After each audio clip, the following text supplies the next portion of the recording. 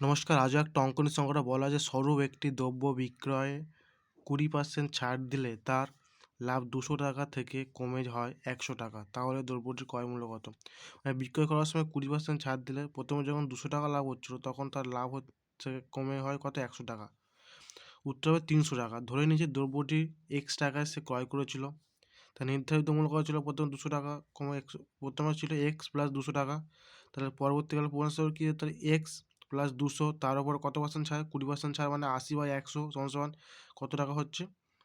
100 টাকা লাভ হচ্ছে। তাহলে এক্স আসল, তার সঙ্গে 100 টাকা লাভ প্লাস 100, তাহলে বা সমান সমান এক্স প্লাস 200 ইন্টু 4, এটা কাটলে 4/5 সমান সমান এক্স প্লাস 100। 4 সাথে 4x আর 200 গুণ করলে হয় 800। এই 5 সাথে উপরে বজ্রগুণ হয় 5x বাই 500। তাহলে কী হবে? 4x, এগুলো একবার 4x মাইনাস 5x, 500 মাইনাস 800, তাহলে 1x মাইনাস 300, এই মাইনাস মাইনাস কেটে দেবো আমরা। তাহলে x সমান কত পেলো? 300। তাহলে x এর মান কী ধরেছিলাম? ক্রয় মূল্য। তাহলে কত হলো ক্রয় মূল্য? 300 টাকা। আশা করি সবাই বুঝতে পেরেছো।